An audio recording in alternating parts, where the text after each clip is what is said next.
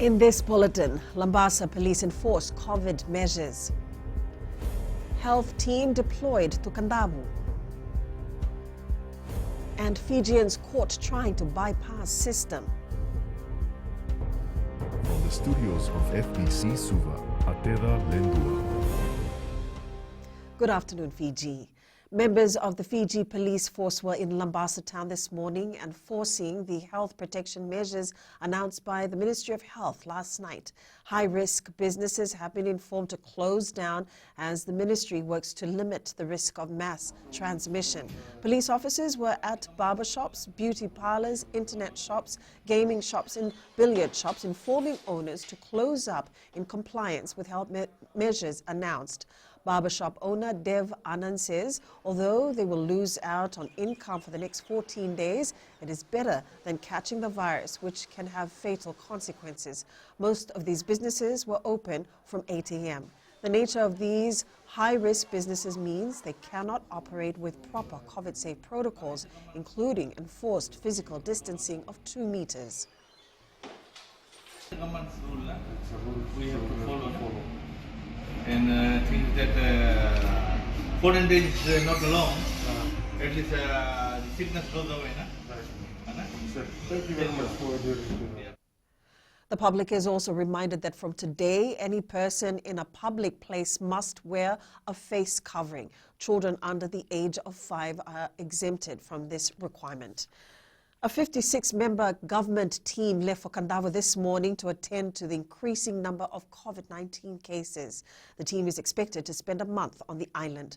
The team of doctors, nurses, RFMF and other government officials left Suva at 4 this morning. Minister for Rural and Maritime Development, Ines Ratu, and Commissioner Eastern Division, Vitale Barro, were also present at the wharf to farewell the team for this deployment.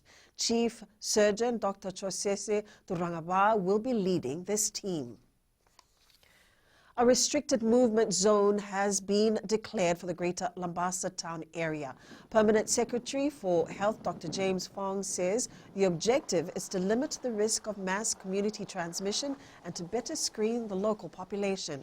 To support this objective, several health protection measures have been put into effect. The curfew hours will now be from 8 p.m. to 4 a.m. The public in the north is reminded that it is important to follow advisories and continue to practice COVID-19 safety measures.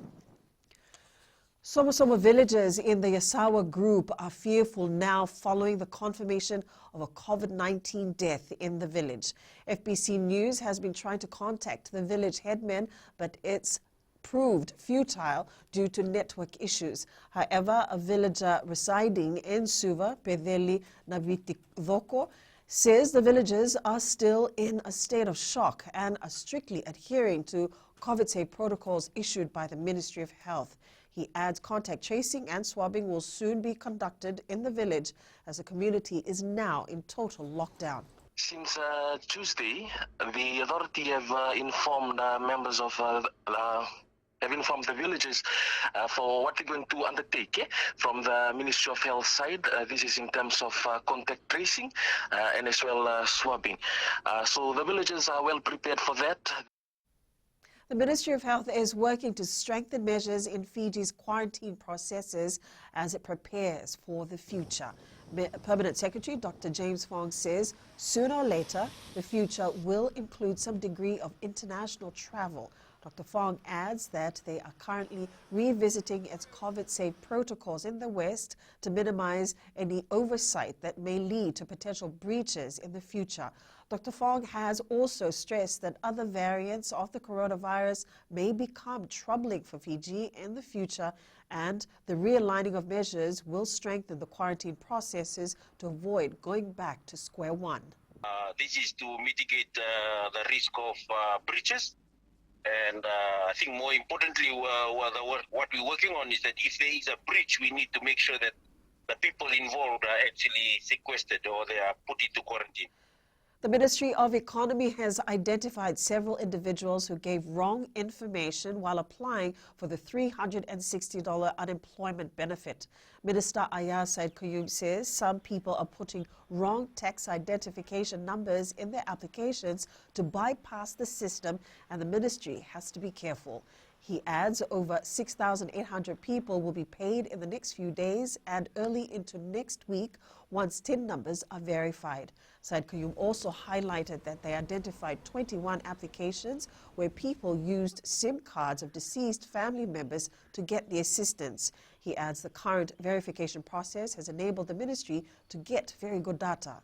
So those people who intend to apply for the 360 in the next round need to be fully minded that the next time these sorts of leeways or these type of time frames won't be given to individuals. They have to give us the correct numbers, and they have to ensure that the information that they provide is accurate and most up to date.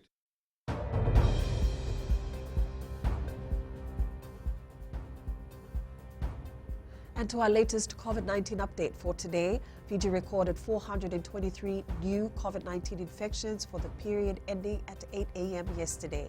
For the new cases, 328 cases are from the Western Division, 92 cases are from the Central, and 3 cases from the North.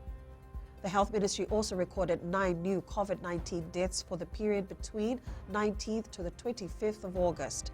1 death was from the Central Division and 8 deaths from the Western.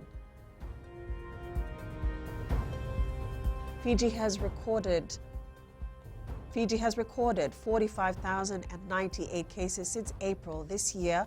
There are now 19,280 active cases with 25,138 recoveries in total.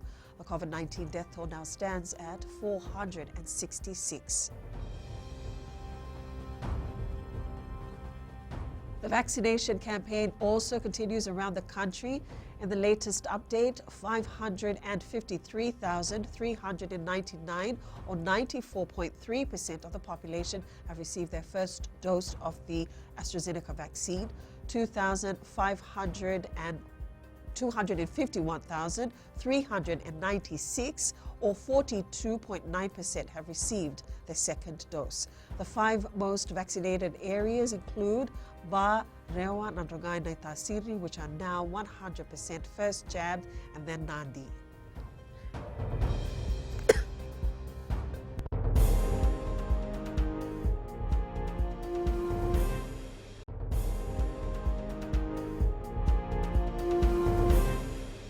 Welcome back. The postponement of the Rugby League World Cup as well as the English Test is a blessing in disguise for the Fiji. So, as I said, like we are rebuilding again. Preparation has started again for the 2022 World Cup.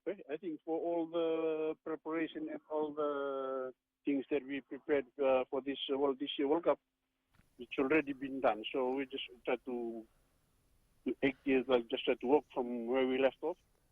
Tahiti has bowed out of the quarterfinals after a close 5-4 loss against Japan at the FIFA Beach Soccer World Cup this morning.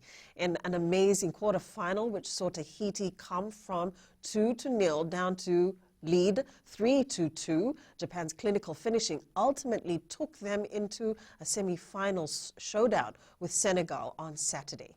A narrow 15-14 win secured the Newcastle Knights a place in the finals as they defeated Titans last night in round 24 of the NRL, with Cullen Ponga, Mitchell Pearce at their inspirational best, and the Knights climbed to 26 competition points to ensure they will finish 7th for the second consecutive season.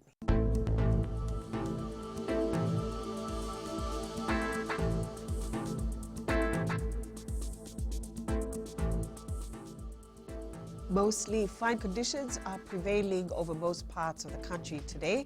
The nights will remain cool. The forecast for the weekend is for mainly clear weather. That's FBC News Now. Join us again for our 1-hour major bulletin at 7 p.m. and be sure to download the FBC app to access the latest in news, sports and live radio broadcasts from any of our 6 FBC radio stations. You stay safe and good afternoon.